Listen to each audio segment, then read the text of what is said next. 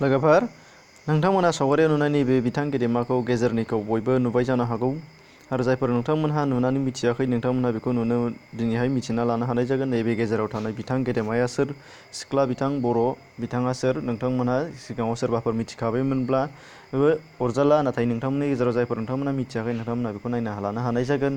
दा बेनि सिगां मोनसे खावलायनाया जाहैबाय, जायफोर नोंथांमोनहा मिथिखाबाय आरो मिथिखानानैब्लाबो जुदि नायबाय नोंथांमोनखौ साबायखर बावबाय, नाथाय जायफोर बिथांमोनहा मिथिखानानै जुदि बायदिसिना नेगेटिभ साननानै नेगेटिभ कमेन्ट हरनो सानदों बिथांमोनहा दानो भिडिअखौ दा नायखासै। मानो होनब्ला नोंथांमोनहा जुदि नेगेटिभ साननाय बिथांमोनहा दं, जायफोर दङ बिथांमोनहा नेगेटिभ कमेन्ट हरनाय जायो।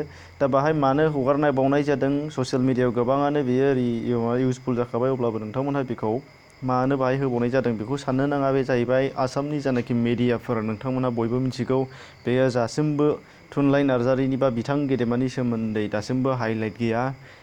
हिमा दासआ बबेबा मोनसे फिसा खनायाव माबा मोनसे फिसा मोनबोदोंबाबो नोंथांमोना बेखौ नुनो मोनगोन जेसेबां हाजार बार मोनसेबो निउस चेनेल बारग'नाय नङा। आसामनि जेसेबांनाखि निउस चेनेलफोर दङ, असमिया निउस चेनेलफोर दङ, नाथाय बर'नि जानाखि जायफोर इन्टारनेसनेल लेभेलानो जा नेसनेल लेभेलानो जाया मानो, जेसेबांखि गल्ड मेडेल मोनबोआ मानो, बेवहाय खनसेबो हाइलाइट गैया, माब्लाबाबो नोंसोर नुनो मोननाय जाया। फ्राय मोनसे मोननैल' नुनो मोननाय जायो। बेनिखायनो आंबो बाहाय आंनि चेनेला जेरै निउस चेनेल नङाब्लाबो नोंथांमोननि गेजेराव दिन्थिनानै होनो आं बेखौ हाइलाइट खालामनो आखायाव लानाय जादों। जाहाथे बर' हिसाबै आं बेखौ हाइलाइट खालामनो नागिरदों। बेनिखायनो जायफोर बिथांमोना नेगेटिभ कमेन्ट खालामनो सानदों नोंथांमोनहा दा नायखासै जानगारखा। आरो बेखौ आं रिकुवेस्ट खालामनो सानदों, गाज्रि मोननो नाङा। जायफोर नोंथांमोनहा आंनि रेगुलार भिउवार्स, नोंथांमोनहा गाज्रि मोननो नाङा। जुदि नेगेटिभ भिउवार्स आंनि चेनेलाव दङबा दानो आनसाबस्क्राइब खालामनानै ला। आं बेखौ थाला थुला बुंखानानै बुङो, आंनो नाङा नोंथांमोन बायदि नायग्राखौ। दा अब्ला लोगोफोर जायफोर नोंथांमोनहा मिथिना लानो लुबैदोंमोन, फैदो जोङो मिथिलांदिनि। बे जाहैबाय बिथांनि मुङा जाहैबाय थुनलाइ नार्जारी, आरो नोंथांमोनहा बेखौ फारियै जों बयबो फेसबुक बायदिसिनाफ्राव नुखाबाय जानो हागौ। नुख्लाबायब्लाबो अब्लाबो नोंथांमोनहा दानो नायनानै थांबाव। नायनायनि सिगां नोंथांमोनहा भिडिअखौ दानो लाइक खालामनानै होब्लानो जाबाय। बिथाङा जाहैबाय थांनाय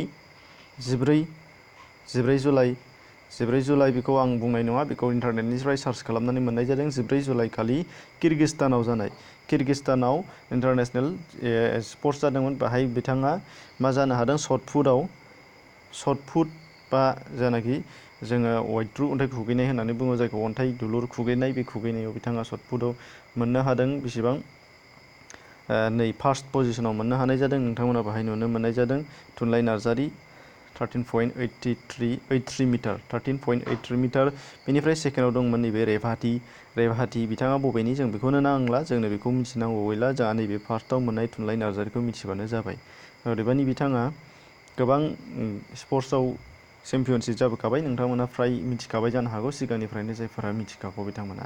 दा बेनिफ्राय नायलांबा नोंथांमोना नुनो मोनगोन बिथाङा क'क्राझार जिल्लानि दतमा ओनसोलनि गेलागुरि गामिनि बिथाङा सासे बर'सा।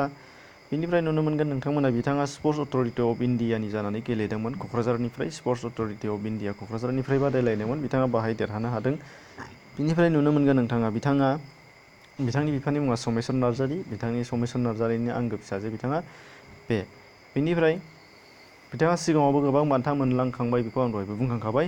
आरो जायफोर नोंथांमोननि गेजेराव बिथांनि बान्था मोननायखौ नायनो गोसो जादोंबा, आंनि चेनेलाव जाय फार्स्टनिफ्राय रेगुलार भिउवार जाबोदों नोंथांमोना बेखौ मिथिखाबाय जानो हागौ।